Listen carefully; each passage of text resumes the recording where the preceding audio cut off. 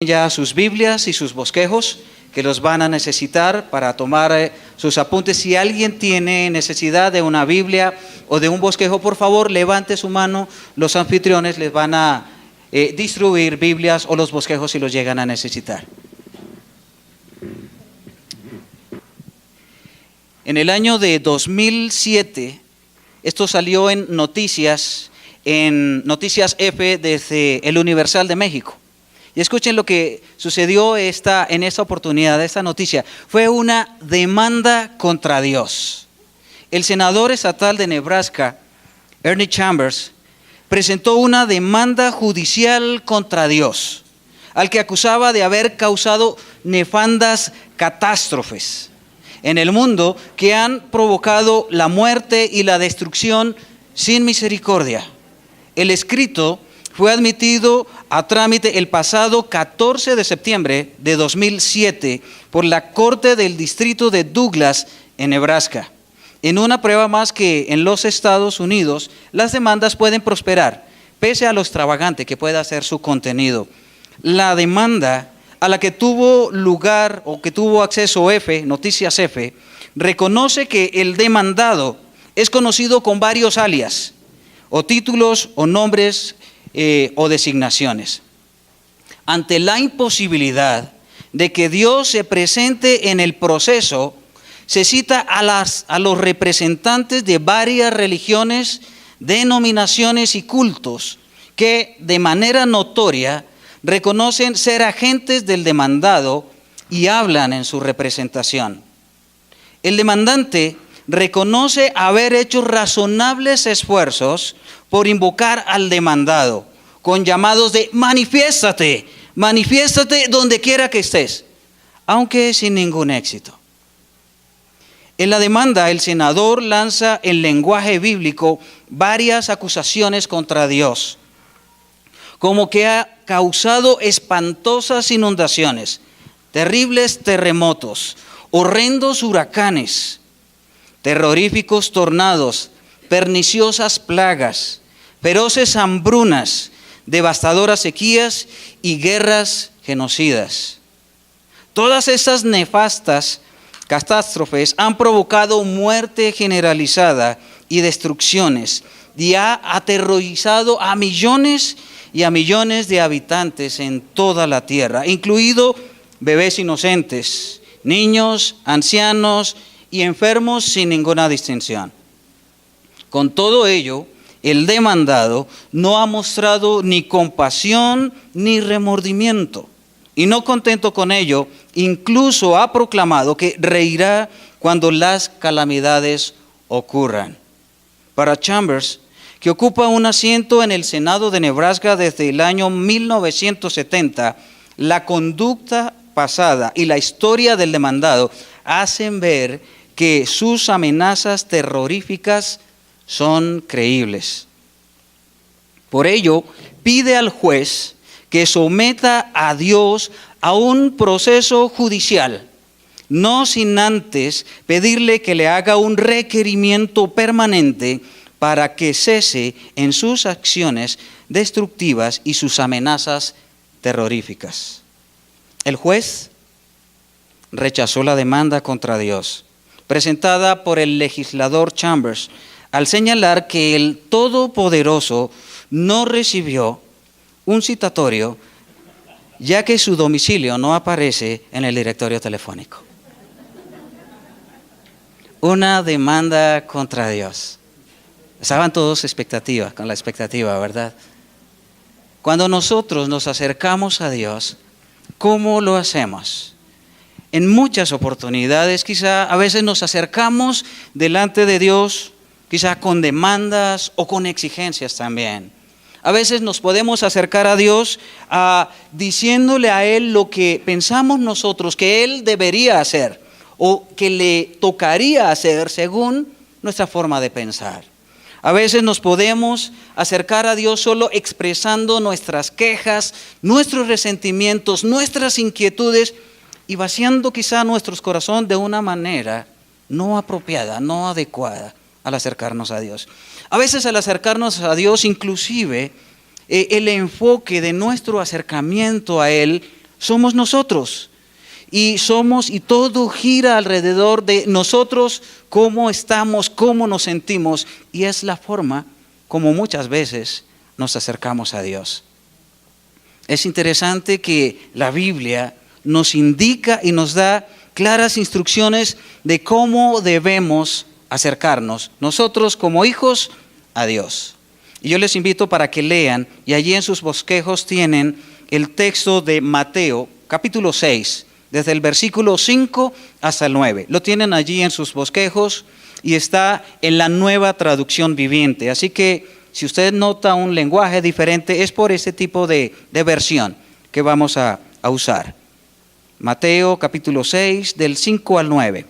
Siga la lectura conmigo, por favor. Dice, cuando ores, no hagas como los hipócritas, a quienes les encanta orar en público, en las esquinas de las calles y en las sinagogas donde todos pueden verlos. Les digo la verdad, no recibirán otra recompensa más que esa. Pero tú, cuando ores, apártate a solas. Cierra la puerta detrás de ti y ora a tu Padre en privado. Entonces, tu Padre, quien todo lo ve, te recompensará. Cuando ores, no parlotees de manera interminable como hacen los seguidores de otras religiones. Piensan que sus oraciones recibirán respuesta solo por repetir las mismas palabras una y otra vez. No seas como ellos, porque tu Padre sabe exactamente lo que necesitas, incluso antes de que se lo pidas. Ora de la siguiente manera: Padre nuestro que estás en el cielo, que sea siempre santo tu nombre. Esta porción en la Biblia obedece a una petición particular de los discípulos que le dijeron a Jesús: Señor Jesús, enséñanos a orar. Queremos saber cómo en el momento de acercarnos a Dios, queremos saber cómo hacerlo.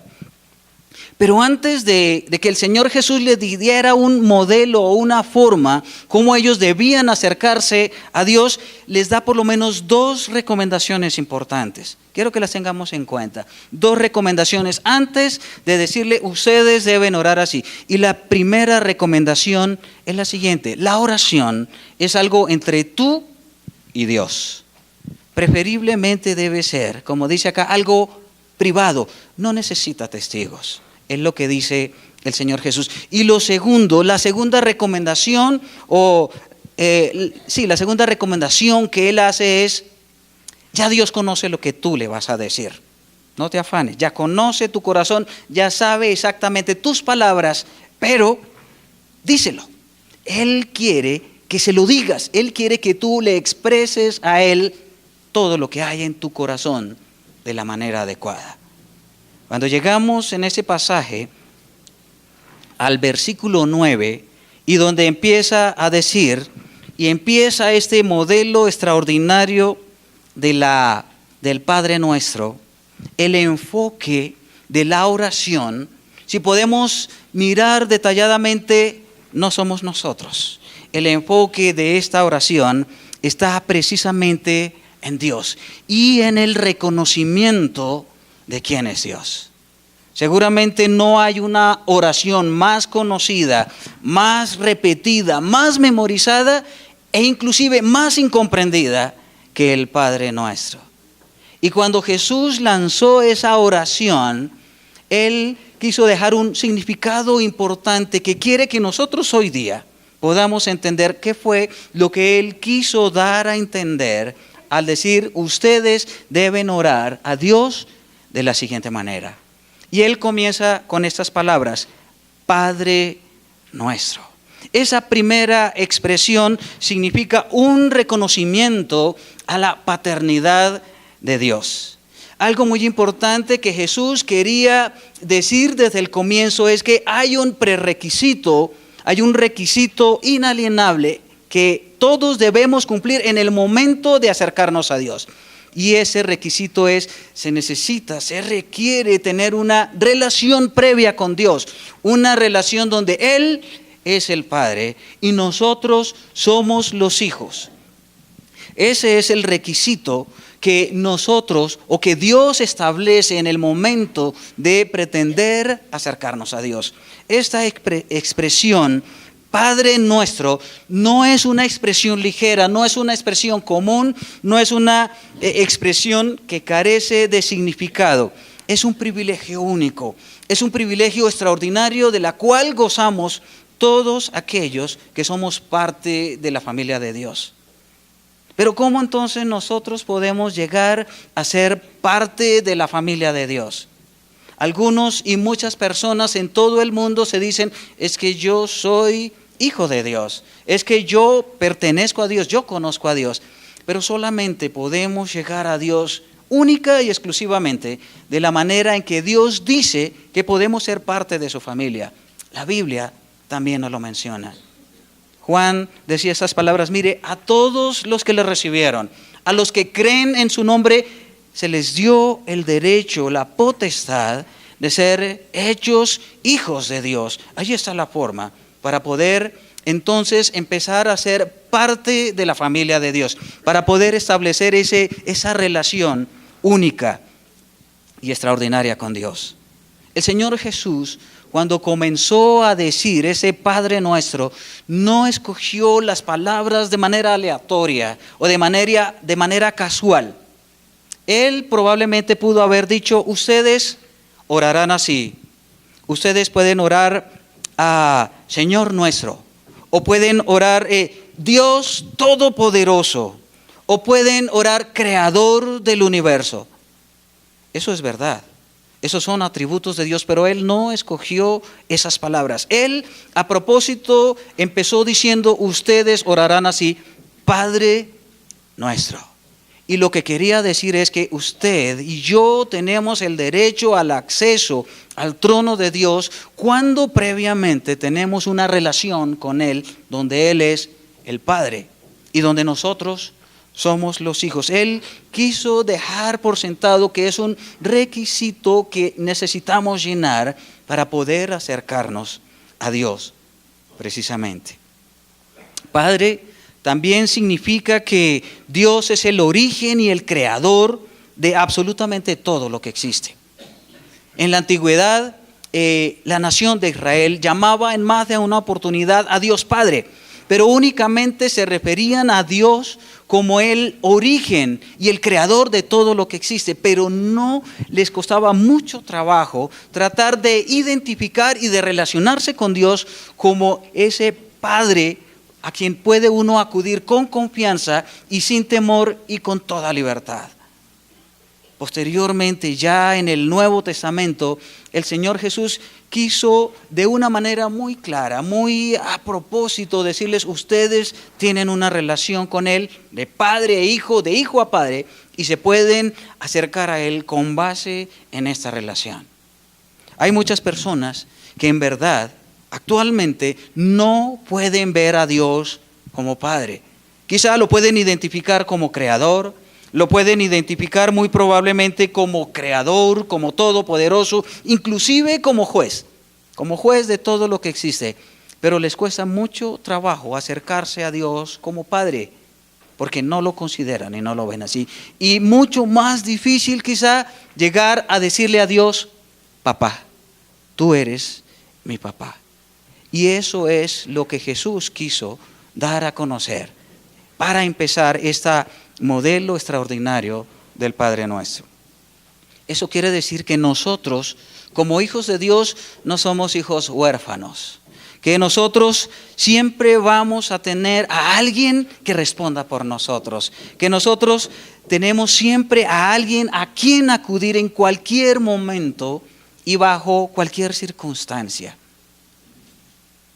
Es algo importante, interesante, que también hay algunos requisitos o algunas cualidades que debemos cumplir los papás.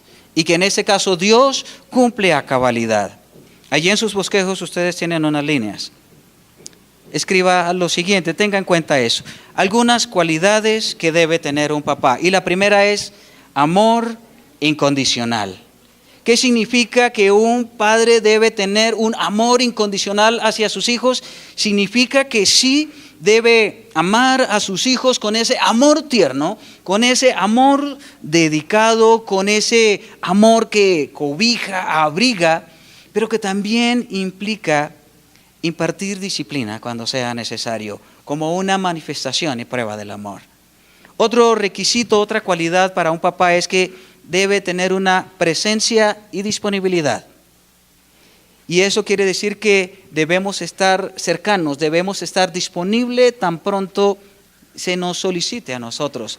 Dios está presente 24 horas al día, todo el tiempo, y está disponible. A pesar de estar tan ocupado con todo lo que sucede en el universo, en el cielo, en la tierra, siempre tiene un lugar y un espacio para escucharte. También otra de las cualidades de un padre es que debe tener autoridad. Y esa autoridad implica protección, implica cuidado e implica también provisión. Y eso Dios lo ha asumido cabalmente con usted y conmigo. Y también implica fidelidad. Quiere decir que cuando Dios o nosotros en este caso prometemos algo, bueno o malo, lo cumplimos. Y Dios, cuando nos ha hecho promesas a nosotros, aunque a veces parece que se demora en cumplirlas, las cumple. Sea algo bueno o una advertencia que nos haya hecho, siempre las cumple. Entonces, este significado de Padre Nuestro significa que Dios ha asumido responsablemente su paternidad con usted y conmigo. Pero también cuando seguimos avanzando en el Padre Nuestro y se lanza la expresión que estás en el cielo, eso significa que es un reconocimiento de la soberanía de Dios. Cuando habla de estar en el cielo, no se refiere exclusivamente al sitio, al lugar donde Dios habita, donde Dios existe, porque de hecho Él no solamente está en el cielo, sino que está también en todo lugar al mismo tiempo. Es verdad que es complicado, es difícil de entenderlo, no lo podemos entender, pero está en todo lugar al mismo tiempo. Pero cuando el Señor Jesús dijo, Padre nuestro, que estás en el cielo, que estás en los cielos, estaba dando a entender la gran soberanía y la gran dignidad de Dios en su lugar, allí donde Él está en el cielo, considerado ese lugar como una forma de su autoridad y de su soberanía sobre todo lo que existe. El cielo, en más de una ocasión en la Escritura, es definido como el trono de Dios, como el lugar de Dios, pero la presencia de Dios no se limita al cielo, porque está también en todo momento, en todo lugar, de manera simultánea. Cuando dice que estás en el cielo, cuando dijo esas palabras Jesús, no quiso establecer una distancia en ustedes allá en la tierra y yo aquí en el cielo, y ustedes allí en ese lugar y yo estoy con un espacio de separación adecuado entre ustedes y yo. No quiso decir eso Jesús en este caso, sino que podemos y tenemos la posibilidad de acercarnos continuamente a ese trono, siempre de la manera en que Dios lo establece. Y es importante resaltar que así como Dios escogió estar allí en el cielo y en todos los lugares al mismo tiempo, también escogió habitar en otro lugar. Y ese lugar es su corazón y mi corazón. Acompáñame a leer ese versículo que tiene también en su bosquejo, y es Isaías 57, 15. Isaías 57, 15. Escuche lo que dice. Porque así dijo el alto y sublime, el que habita la eternidad, cuyo nombre es el Santo. Yo habito en la altura y la santidad, y con el quebrantado y humilde de espíritu, para hacer vivir el espíritu de los humildes y para vivificar el corazón de los quebrantados. Es verdad, Dios alto y sublime habita en el cielo, pero también decidió habitar en su corazón y en mi corazón. Él decidió hacer de su vida también su morada. Y cuando habla de aquel que es quebrantado y humilde de espíritu, no significa precisamente de esas personas que pasan por pruebas y dificultades y como consecuencia están tristes, adoloridos y quebrantados.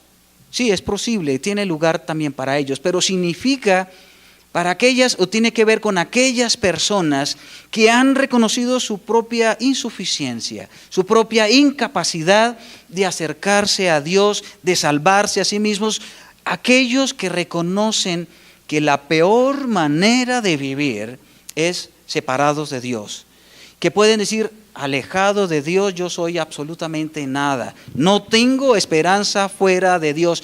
Eso es lo que significa esa persona que es quebrantada de espíritu y que es humilde delante de Dios, que reconoce su insuficiencia, su incapacidad, pero a la vez reconoce que tiene a alguien soberano en el cielo que ha decidido hacer del corazón y de la vida humana también su habitación. ¿Qué más sigue diciendo Jesús en esta extraordinaria oración del Padre Nuestro? Él sigue diciendo, santificado sea tu nombre. Y cuando llega a este punto, y Jesús dice, que tu nombre sea santificado siempre, es un reconocimiento de la santidad de Dios, es un reconocimiento de la importancia y de la reverencia que Dios de manera inherente se merece por parte de toda y absolutamente toda su creación. Y eso nos incluye a nosotros. Y algunos han dicho, mire, esto evita una confianza excesiva cuando nos acercamos a Dios. Es verdad que a veces podemos usar expresiones para referirnos a Dios que de pronto no son ni reverentes ni son adecuadas al referirnos a Él.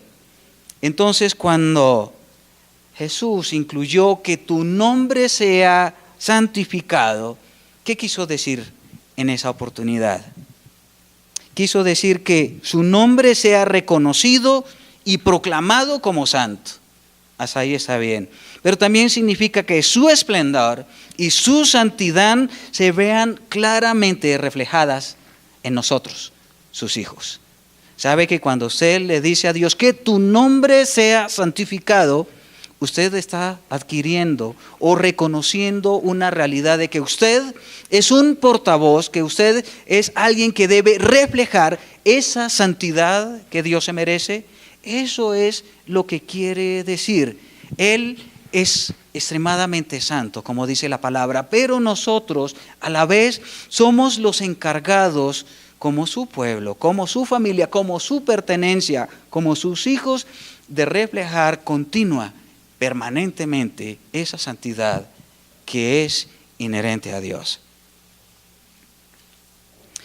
Alguien mencionó que la santidad es la corona de todos los atributos de Dios. Allá en el cielo dice la palabra que está rodeado Dios de ángeles, de querubines, de serafines, y que no cesan día y noche de proclamar a Dios santo, santo, santo. Y es una adoración continua, permanente, que no cesa. Y es algo que se da en el cielo, pero ahora a nosotros aquí en la tierra, a nosotros aquí como el pueblo de Dios, se nos ha concedido el privilegio de reflejar, de proclamar, de hacer notoria la santidad que Dios tiene y que desde el cielo se proclama continua y permanentemente. Nosotros acá somos los encargados de decir, mire, Dios es extremadamente santo, y como una muestra de la santidad de Dios, le voy a decir con cuidado, míreme a mí. Míreme porque yo reflejo la santidad de Dios. Pero cuando decimos eso, uno dice, no siempre pasa eso. Mire lo que dice ese pasaje, escríbalo allí, no está en sus bosquejos, pero escríbalo, yo se lo voy a leer. Primera de Pedro 1 del 15 al 17. Se lo voy a leer en la Nueva Traducción Viviente. Dice, pero ahora sean santos en todo lo que hagan, tal como Dios, quien los eligió, es santo. Pues las escrituras dicen, sean santos porque yo soy santo. Recuerden que el Padre Celestial a quienes ustedes oran no tiene favoritos. Él los juzgará o los recompensará según lo que hagan. Así que tienen que vivir con reverente temor de Él durante su estadía aquí como residentes temporales. Qué bonita forma de expresarlo. Dice que así como Él nos llamó, es santo, debemos ser nosotros también santos, reflejar la santidad de Dios. Y que aquel a quien nosotros oramos, debemos también nosotros acercarnos a Él con santidad. La nación de Israel en la antigüedad, y eso era interesante, la nación de Israel no se atrevía a expresar el nombre de Dios.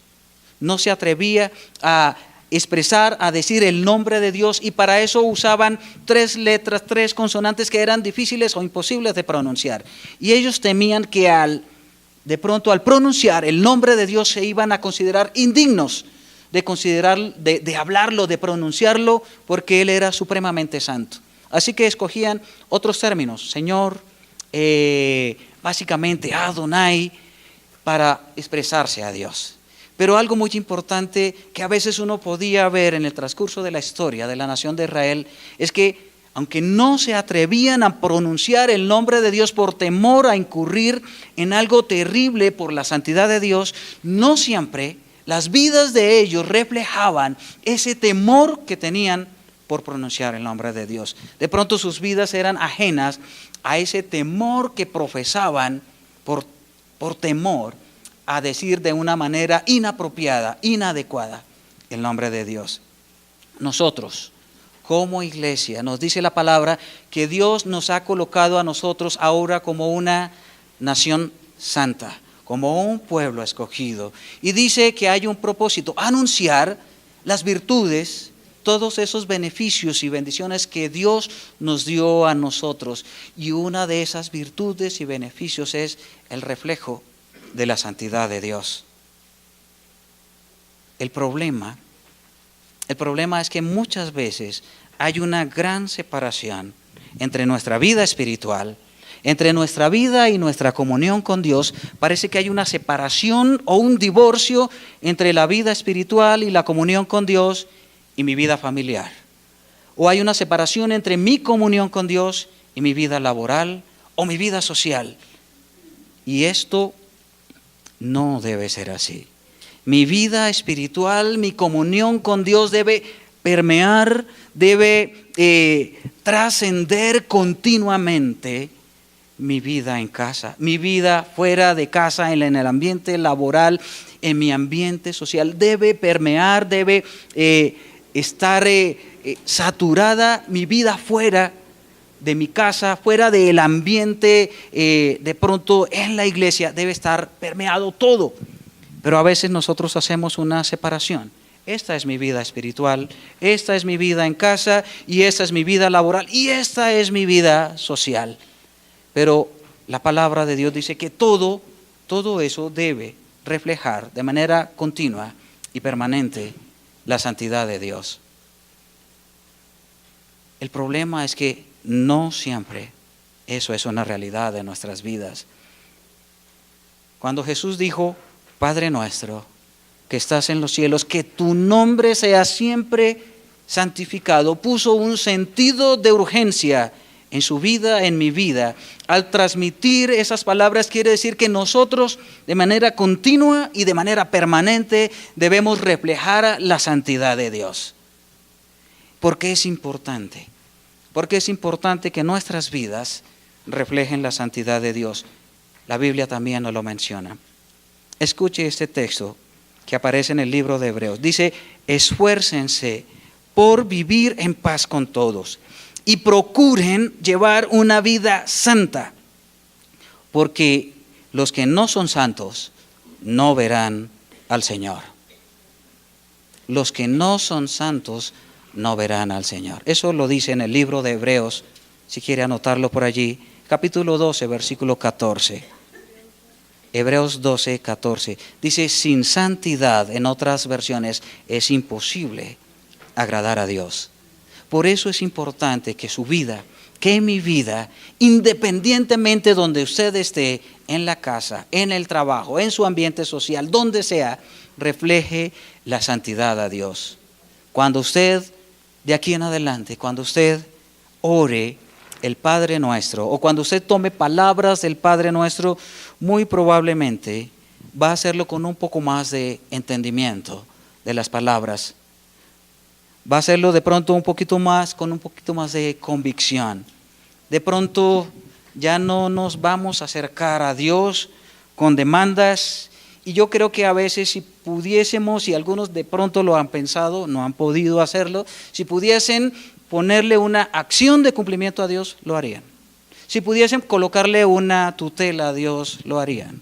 Si pudiesen colocarle un requerimiento a Dios, lo harían. Pero Jesús nos dice, ustedes cuando se acerquen a Dios, comiencen así: Padre nuestro, Dios, tú eres mi Padre, estás en el cielo, tú eres soberano sobre todo lo que existe, y tu nombre es santo, y yo soy un reflejo de esa santidad. No importa cómo usted ore a Dios, cada vez que se acerque a Él, recuerde, Él es su Padre. Si usted es parte de la familia de Dios, Él es eternamente soberano, está en el cielo, pero ha decidido habitar en su corazón y en mi corazón también. Y su nombre es santo y lo ha escogido a usted y a mí como esos portadores de la santidad de Dios. Hebreos también termina o dice estas palabras: acérquese confiadamente al trono de la gracia. Cuando se acerca usted al trono de la gracia, usted va a alcanzar gracia, va a alcanzar misericordia, porque usted necesita un socorro oportuno. Tenemos el acceso, tenemos la forma, tenemos el vínculo con Dios, tenemos la manera de cómo acercarnos a Él. Así que la próxima vez que use esa extraordinaria herramienta que nos dio Dios, llamada la oración, entonces acérquese dándose cuenta que es ese privilegio único, extraordinario que usted tiene, y llega a la presencia del Dios Todopoderoso, y cuando lo haga, hágalo con humildad, con reverencia y con el deseo también de reflejar la santidad de Dios. Le dejo unas preguntas. ¿Cómo se evidencia allí en su vida que Dios es su Padre? O quizá la pregunta podría ser: ¿es Dios su Padre? Y si es su Padre, ¿hay evidencia de que Él sea su Padre, que usted le pueda llamar papá? Papá, me acerco a ti reconociendo cuán extraordinario y maravilloso eres tú. ¿Qué tanto le afecta a usted la soberanía y la dignidad de Dios? ¿Será que le genera un impacto también allí en su vida? Y por último, ¿cómo se evidencia la santidad de Dios en su vida? ¿Hay alguna evidencia? ¿O toca buscar muy, muy en el fondo para que algo salga? Hay un sentido de urgencia en las palabras de Jesús cuando dijo: que tu nombre sea santificado. Oremos. Padre nuestro, al acercarnos a ti, te reconocemos como nuestro Padre, porque hemos reconocido nuestra insuficiencia, hemos reconocido que sin ti somos nada, hemos reconocido de que no hay un solo día en nuestra existencia que no te necesitemos. Estás en los cielos, eres soberano, eres digno. Nos acercamos con reverencia delante de ti, reconociendo que tú haces todo lo que has querido hacer, y en todo lo que haces tu amor siempre se ha reflejado. Deseamos, Dios, que tu nombre sea glorificado, que tu nombre sea santificado.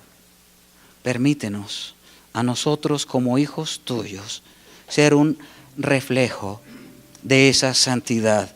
Es verdad, no siempre la reflejamos, no es una realidad diaria, pero siempre nos concedes nuevas oportunidades. Quizá hoy, de aquí en adelante, cada vez que nos acercamos a ti, vamos a hacerlo con entendimiento, con cuidado, sabiendo que es un privilegio extraordinario, sabiendo que eres un Dios que siempre responde por nosotros, pero estamos felices de que seas tú nuestro Padre. Eres bueno y estás con nosotros y nos cuidas por siempre. En Cristo Jesús. Amén.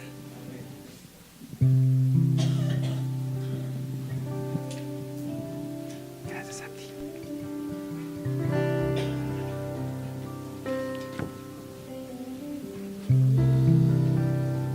Queridos amigos, creo que algunas personas han llegado recién. No sé si todos tenemos estas hojitas. ¿Sí? Si alguno no la tiene, por favor, ¿puede levantar la mano? ¿Puede levantar la mano para que le hagan llegar? ¿Qué son estas hojitas? Son las hojitas que habíamos informado más temprano. Es para el apoyo a nuestros misioneros. Sí, queremos darles unos minutos para que usted tenga la oportunidad de pensar